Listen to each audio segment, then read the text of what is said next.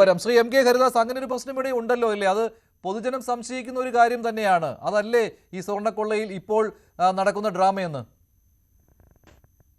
എനിക്ക് ഈ ചർച്ചയിൽ ഉരുത്തിരിഞ്ഞു വന്ന ഒന്ന് രണ്ട് കാര്യങ്ങളിൽ വിയോജിപ്പുണ്ട്. സാങ്കേതിക കാരണങ്ങളാൽ കടകംപള്ളി സുരേന്ദ്രനെ അറസ്റ്റ് ചെയ്യാനോ കടകംപള്ളി സുരേന്ദ്രൻ ഇതിൽ ഈ മോഷണത്തിലെ ഈ കൊള്ളയിൽ പങ്കില്ല എന്ന് വരുത്താനോ, കാരണം അവിടെ ദേവസ്വം മന്ത്രിക്ക് ദേവസ്വങ്ങളുടെ ഭരണത്തിലെ കാര്യമായിട്ട് ഇടപെടാൻ എന്തൊരു തെറ്റായിട്ടുള്ള ധാരണയത്.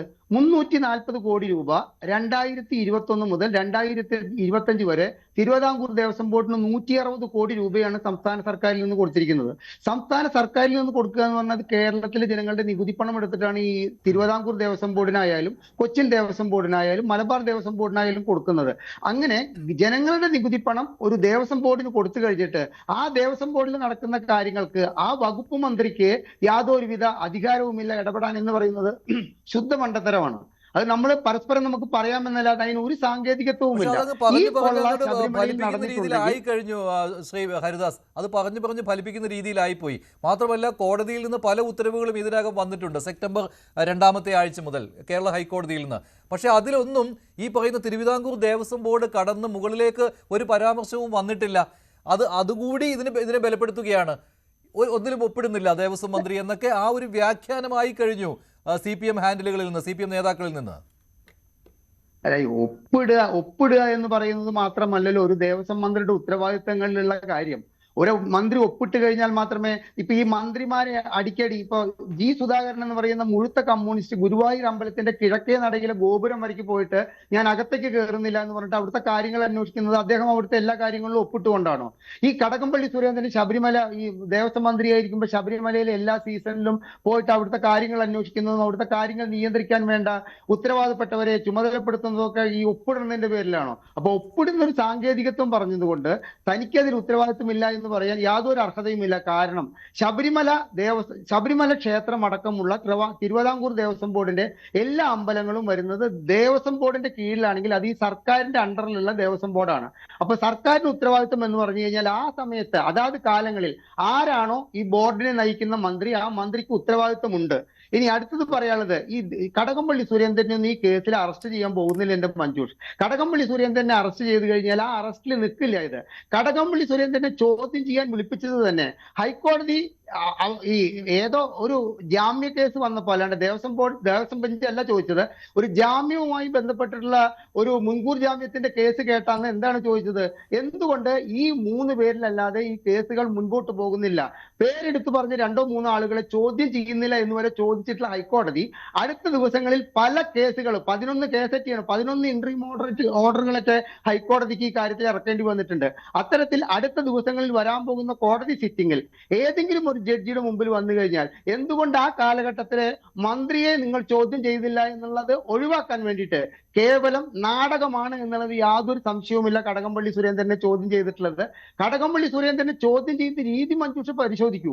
എത്ര രഹസ്യമായിട്ടാണ് ഈ കടകംപള്ളി സുരേന്ദ്രനെ മാധ്യമങ്ങൾ എല്ലാം മണത്തറിയുന്ന മാധ്യമങ്ങൾക്ക് 3 ദിവസം കഴിഞ്ഞിട്ടാണ് അദ്ദേഹത്തെ ചോദ്യം ചെയ്തു എന്നുള്ള വിവരം തന്നെ അറിയുന്നത്. അപ്പൊ ഇത്രയും രഹസ്യമായിട്ട് കടകംപള്ളി സുരേന്ദ്രൻ എന്ത് പറയണമെന്ന് AKG സെന്ററിൽ നിന്ന് കൃത്യമായിട്ടുള്ള എന്താ പറയേണ്ടത് ഒരു എഴുതി കൊടുത്തിട്ടുള്ള കാര്യങ്ങളായിരിക്കും കടകംപള്ളി സുരേന്ദ്രൻ SITക്ക് മുൻപിൽ പറഞ്ഞിരിക്കുന്നത്.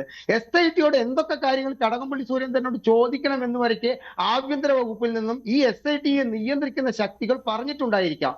അതിനപ്പുറമുള്ള യാതൊന്നും തന്നെ ഹൈക്കോടതിയുടെ മേൽനോട്ടത്തിലാണല്ലോ ശ്രീ ഹരിദാസ്. അപ്പോൾ ഹൈക്കോടതിക്ക് SITയുടെ പിന്നാലെ നടക്കാൻ പറ്റുമോ മഞ്ജുഷേ? സമർപ്പിക്കുന്ന റിപ്പോർട്ടുകളുടെ അടിസ്ഥാനത്തില് ആജ്ഞാപിക്കാനോ അല്ലെങ്കിൽ ഉത്തരവിടാനോ അല്ലാതെ ഹൈക്കോടതിക്ക് എന്താ ചെയ്യാൻ പറ്റുക?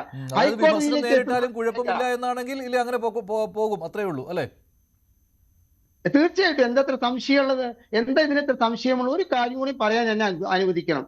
ഇത്തരത്തിലുള്ള ഉണ്ണികൃഷ്ണൻ പോറ്റിയെ പോലുള്ള ഈ സ്പോൺസർമാരാൽ നമ്മുടെ കേരളത്തിലെ 4 ദേവസ്വം ബോർഡുകൾ വേറെയുമുണ്ട്. ഈ 4 ദേവസ്വം ബോർഡുകളുടെയൊക്കെ നിലവിലെ സ്ഥിതി എന്താണ്? എത്ര സ്പോൺസർമാർ ഇത്തരത്തിൽ കൈ കടത്തിയിട്ട് സ്വർണം ചെമ്പാക്കുകയും ചെമ്പ് വെള്ളിയാക്കുകയും വെള്ളി ചെമ്പാക്കുകയും ഒക്കെ ചെയ്തിട്ടുണ്ട് എന്നുള്ള സമഗ്രമായ ഒരു അന്വേഷണം വേണ്ട ഒരു കാലഘട്ടമായിട്ട് മാറിയിരിക്കുകയാണ്. കാരണം ഇപ്പൊ പറയുന്നത് അടൂർ പ്രകാശും അല്ലെങ്കിൽ കോൺഗ്രസുമാണ് ശബരിമലയിലേക്ക് ഉണ്ണികൃഷ്ണൻ പോറ്റിയെ നയിച്ചതെങ്കിൽ ഇവിടെ കേരളം ഭരിച്ചിട്ടുള്ള സർക്കാരുകൾ ഈ ദേവസ്വം ബോർഡുകളും ദേവസ്വം ബോർഡിന്റെ കീഴിലുള്ള ക്ഷേത്രങ്ങളും ഇത്തരത്തിൽ കൊള്ളയടിക്കാനുള്ള ഒരു ഉപാധിയായിട്ട് കണ്ടിട്ടുണ്ടോ എന്ന് അറിയാൻ വേണ്ടിയിട്ടുള്ള സമഗ്രമായ ഒരു അന്വേഷണം വേണം. അത് ഒരിക്കലും കേരളം ഭരിക്കുന്ന സർക്കാരുകളുടെ കീഴിലുള്ള SIT അരുത്, ക്രൈംബ്രാഞ്ച് വരുത്, അല്ലെങ്കിൽ ഒരു ഇതും ആവരുത്. അത് കേരളത്തിന് പുറത്തുള്ള ഏതെങ്കിലും ഒരു അന്വേഷണ ഏജൻസി അന്വേഷിക്കേണ്ട കാര്യം അങ്ങേയറ്റം നിർണായകമായ ഒരു നിലയിൽ എത്തിയിരിക്കുകയാണെന്നാണ് എനിക്ക് പറയാനുള്ളത്. ശരി, നാടകമാണെന്ന് തോന്നുന്നുണ്ടോ ശ്രീ പണിക്കർ കടകംപള്ളിയെ ചോദ്യം ചെയ്തത്? ഞാൻ ഈ ഒരു അവസരത്തിൽ അങ്ങനെ പറയാൻ ഉദ്ദേശിക്കുന്നില്ല. കാരണം കടകംപള്ളി സുരേന്ദ്രൻ ചോദ്യം ചെയ്യപ്പെടുക എന്നുള്ളത് ഇതിൽ ഏറ്റവും അത്യാവശ്യമായിട്ടുള്ള ഒരു കാര്യമായിരുന്നു. പിന്നീട് ഇതിന്റെ അന്വേഷണ പുരോഗതി ഒരുപക്ഷെ ഇതിനെ മോണിറ്റർ ചെയ്യുന്ന ഹൈക്കോടതിയുടെ ബെഞ്ചിലേക്ക് എത്തുന്ന സമയത്തായിരിക്കും ഇതിന്റെ കൂടുതൽ ഡീറ്റെയിൽസ് നമുക്കറിയുക. ഇപ്പോൾ നമുക്ക് ഇതിൽ അറിയാൻ കഴിയുന്നതെല്ലാം കടകംപള്ളി സുരേന്ദ്രൻ പുറത്ത് പറഞ്ഞിരിക്കുന്ന കാര്യങ്ങൾ മാത്രമാണ്. അദ്ദേഹത്തിന് ഇങ്ങനെ ഒരു ചോദ്യം ചെയ്യൽ ഉണ്ടായിട്ടുണ്ട് എന്നുള്ളതിന്റെ സ്ഥിരീകരണവും അദ്ദേഹം പറഞ്ഞിരിക്കുന്ന പരിമിതമായിട്ടുള്ള കാര്യവും. അതിനപ്പുറത്തേക്കുള്ള എന്ത് ഇൻഫർമേഷനാണ് എക്സ്ട്രാക്ട് ചെയ്തിട്ടുള്ളത് എന്നതിനെക്കുറിച്ച് ഒരു പക്ഷേ ഇനി കോടതിയിലേക്ക് ഇത് പോകുന്ന സമയത്ത് കോടതിയുടെ ഒരു ഒബ്സർവേഷൻ വരുമ്പോൾ മാത്രമേ നമുക്കറിയാനായിട്ട് കഴിയുകയുള്ളൂ. അപ്പോൾ അദ്ദേഹത്തിനെ ചോദ്യം ചെയ്യപ്പെടുക എന്നുള്ളത് ഏറ്റവും അത്യാവശ്യമായിട്ടുള്ള ഒരു കാര്യമായിരുന്നു എന്നുള്ളതാണ് ഞാൻ ഈ ഒരു ഘട്ടത്തിൽ കരുതുന്നത്. രണ്ട്, അദ്ദേഹം പറഞ്ഞിരിക്കുന്നത്, ശ്രീ ഹരിദാസ് പറഞ്ഞിരിക്കുന്നത് പോലെ ഇത് അന്വേഷിക്കാനുള്ള ഏറ്റവും അപ്രോപ്രിയേറ്റ് ആയിട്ടുള്ള ഏജൻസി ഈ SIT ആണോ എന്ന് ചോദിച്ചാൽ അല്ല എന്ന് തന്നെയാണ് എൻ്റെയും അഭിപ്രായം. അത് CBI തന്നെയാണ്. ആൾക്കാർക്ക് രാഷ്ട്രീയമായിട്ടൊക്കെ വ്യത്യസ്തമായിട്ടുള്ള അഭിപ്രായങ്ങൾ ഉണ്ടായിരിക്കാം. പക്ഷേ നമ്മളിപ്പോൾ പറയുന്നത്, അതായത് തുടക്കം മുതൽ തന്നെ കേരള ഹൈക്കോടതി തന്നെ പറയുന്ന ഇതിൻ്റെ ഒരു സ്കെയിലുണ്ട്. ആ സ്കെയിൽ എന്ന് പറയുന്നത് ഒരു ഇന്റർനാഷണൽ റോബറി, ഒരു തട്ടിപ്പ് എന്ന രീതിയിലാണ് അതിനെ ഹൈക്കോടതി തന്നെ കാണുന്നത്. അത് തന്നെ വലിയ മാനങ്ങളുള്ള സുഭാഷ് കപൂർ മോഡൽ തട്ടിപ്പ് എന്ന് പറയുമ്പോൾ അതിൽ ഒരു ഇന്റർനാഷണൽ പ്ലേയേഴ്സ് ഉണ്ടാകാനുള്ള സാധ്യതയുണ്ട്. ഇവിടെ നിന്ന് തന്നെ അത് പുറത്തേക്ക് മറ്റു പല മാർഗങ്ങളിൽ ഈ ഉരുപ്പടികളൊക്കെ തന്നെ കടത്താനുള്ള മാർഗങ്ങളുണ്ട്. അതൊന്നും ഒരിക്കലും ഒരു SITയുടെ ഒരു സ്കോപ്പിൽ നിൽക്കാൻ പറ്റുന്ന കാര്യങ്ങളല്ല. അങ്ങനെയെങ്കിൽ അതിന് ഇന്ത്യയിലെ ഏറ്റവും പ്രീമിയർ ആയിട്ടുള്ള ഇൻവെസ്റ്റിഗേറ്റീവ് ഏജൻസി തന്നെയാണ് അന്വേഷിക്കേണ്ടത്. തന്നെയുമല്ല, അതിൽ നമ്മൾ പറയുമ്പോൾ ഇപ്പോൾ രാഷ്ട്രീയമായിട്ടുള്ള ആരോപണങ്ങളൊക്കെ ഉണ്ട് എങ്കിൽ പോലും പൊളിറ്റിക്കലി കുറച്ചുകൂടി ഇൻഡിപെൻഡൻസ് പറയാൻ പറ്റുന്നതും അതിന് മാത്രമാണ്. അങ്ങനെയെങ്കിൽ മാത്രമേ നമുക്ക് ഇതിലൊരു ട്രാൻസ്പെറൻസി പറയാൻ പറ്റൂ. കാരണം ആദ്യഘട്ടം മുതൽ തന്നെ ഇവിടുത്തെ എല്ലാ രാഷ്ട്രീയ പാർട്ടികളും, CPM ഒഴികെയുള്ള മറ്റ് രാഷ്ട്രീയ പാർട്ടികളെല്ലാം തന്നെ പറയുന്ന ഒരു പ്രധാനപ്പെട്ട കാര്യം, ശരിയാണ് കോടതി മോണിറ്റർ ചെയ്യുന്നുണ്ട് ഈ അന്വേഷണം, പക്ഷേ എങ്കിലും ഇവരെല്ലാവരും തന്നെ സംസ്ഥാന പോലീസിലെ ആൾക്കാർ തന്നെയാണ്. അപ്പൊ അതുകൊണ്ട് ഇതിന് മുകളിലല്ല, അതായത് ഇതുവരെയുള്ള അന്വേഷണത്തിൽ ഹൈക്കോടതി അതൃപ്തി പറഞ്ഞിട്ടില്ല. ആകെ ഏറ്റവും അവസാനം ഈ തദ്ദേശ തെരഞ്ഞെടുപ്പ് സമയത്ത് ഈ അന്വേഷണം മന്ദഗതിയിലായി എന്നുള്ള പരാമർശമാണ്. അതും മറ്റൊരു ബെഞ്ചാണ് പറഞ്ഞത്, ജാമ്യം പരിഗണിച്ച സമയത്ത്. അത്രേ ഉള്ളൂ. ജാമ്യം പരിഗണിക്കുന്ന സമയത്ത് ഒരുപക്ഷെ പറഞ്ഞിരിക്കുന്നത് കുറച്ചുകൂടി ഗുരുതരമായിട്ടുള്ള പരാമർശങ്ങളാണ്. അതായത് ഒരു സംശയത്തിന്റെ നിഴലിൽ നിൽക്കുന്ന രീതിയിലത്തേക്കുള്ള അന്വേഷണം എന്ന രീതിയിലത്തേക്കുള്ള ഒരു പരാമർശം വന്നിട്ടുണ്ട്.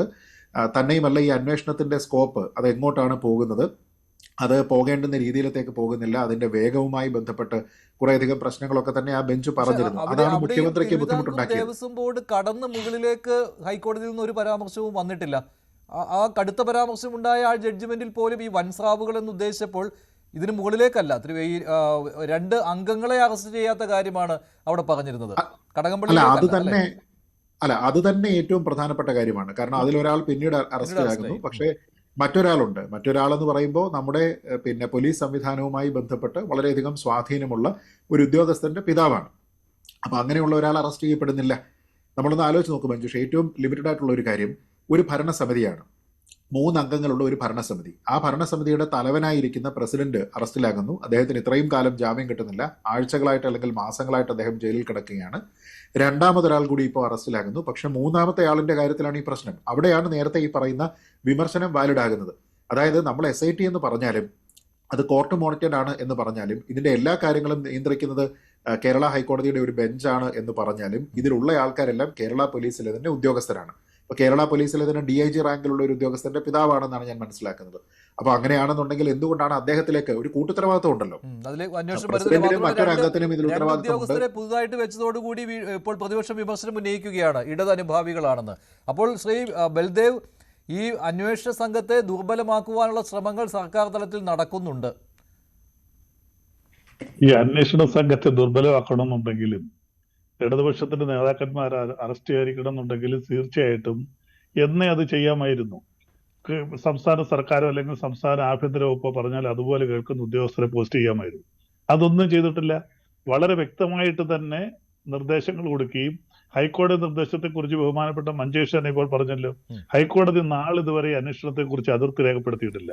വളരെ വ്യക്തമായ രീതിയിൽ തന്നെ ഒരു പ്രാവശ്യം എന്തുകൊണ്ട് ഉന്നതരിലേക്ക് പോകുന്നില്ല എന്ന് പറഞ്ഞു. അത് ഈ ബോർഡ് മെമ്പർമാർ ഉദ്ദേശമാണ്. അതിന്റെ പ്രധാനപ്പെട്ട